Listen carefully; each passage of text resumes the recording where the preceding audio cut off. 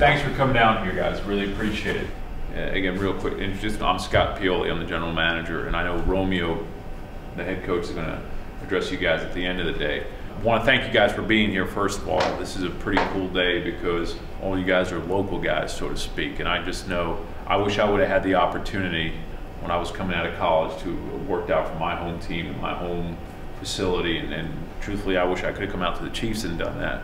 But so thank you guys for coming.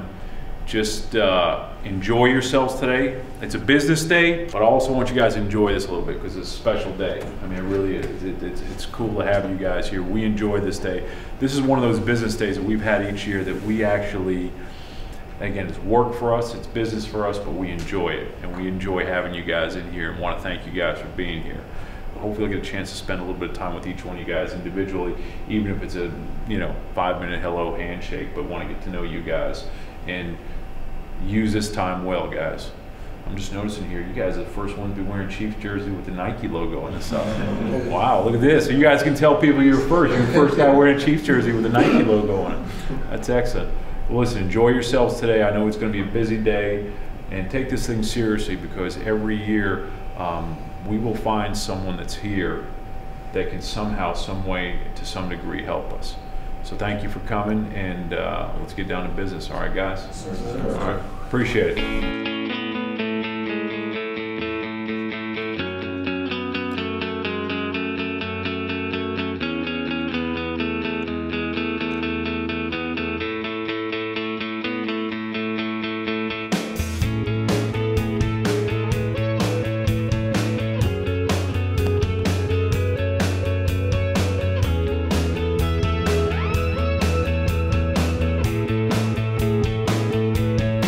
Once again, at the local pro day here at the Chiefs training facility, we're joined by player personnel assistant Ryan Nutt. And Ryan, there's a 40-mile radius from this facility. You can bring guys in, whether they're hometown or their college they play here. How did you find some of these guys and invite them in? Take us through the process. Okay. First thing is the NFL gives you strict guidelines, but one of the rules they have is if any NFL club is in the metropolitan area of a player is residence or campus, then they're allowed to invite that player to their facility to time and test. So after you get that pool narrowed down to the guys you can actually use that are eligible, then you start looking at more finer points where you look at the film, you'll talk to the coaches for recommendations, you'll look at their stats, their production, and then that even narrows it more to where you'll bring in, if it's 35 guys that meet our qualifications that we like, we'll bring in 35 guys. If it's 5, we're going to bring in 5 guys. I'm always amazed at the pool of players. There's players here that obviously fans would notice. Guys like Donald Stevenson's out of Oklahoma, a player, Drake Dunsmore, who played at Northwestern, who played at St. Thomas Aquinas locally. But then there's also players from the local universities, NAIA level in Mid-American Nazarene, or William Jewell. How do you scan those smaller schools that may not have the prospects year in, year out, and make sure they're on your radar and you get them in for a look? It's a good point. It's something you definitely have to pay attention to because there's guys that sneak in at NFL camps. For our approach of this pro day, we usually will call their coaches, ask them recommendations. Who do you think can play? Who has an upside that could maybe become an NFL athlete or NFL player or has the potential for it? So we'll get that from them, and then we'll have them send us film on guys too that they might not be sure of, and then we'll watch that, and then we'll get a better idea of, okay, this is somebody. There's a guy today that jumped, he jumped a 40 vert at 10.9 broad. I mean, that's impressive. For NAIA school, Division I AA school, this is a fullback we're talking about. So, it's always good to get these guys in here because then they can jump on our radar. What is different about today than perhaps the scouting combine? Because they're doing a lot of the same things that you guys checked out with players in February. What do you put them through that's different, or if there is anything? We try to keep it as consistent as possible from the pro days they experience. The thing that's great though is they're in our facility and they're at our pace. They get to talk to our coaches, our staff. So we try to make it more of a comfort level where we're bringing these guys in. We want to get to know you as a person and as an athlete. It's not just where some pro days you can go, you feel like, get their numbers and get out. Here, it's an experience. It's more than just a get numbers and go kind of deal. And it's something we feel that's been positive. Over the last year we brought in 18 guys and 5 of them made NFL camps. 4 of them are on the current NFL roster now, and 1 of them was drafted. So we're looking at this group now. I don't feel any differently about these guys, why they couldn't do the same thing that the guys did last year.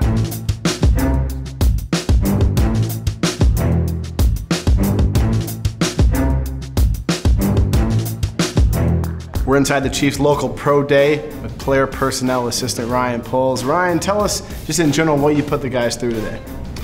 Today we get to put the guys through position work, and gives them an opportunity to work with our coaches, especially the guys from this area that either grew up here or played the last 4 years here. So it was good to get them out there and go through drills. 40-mile radius, it's just a little controversial in some NFL circles. You have places like, for instance, the Miami Dolphins will be able to bring in any Miami Hurricane player they want, any Florida International player they want here. In Kansas City, smaller schools make up the local 40-mile radius. But you also are guys that hometown were here, and then that, I assume, is if they went to high school in the Kansas City area, they're allowed to come in?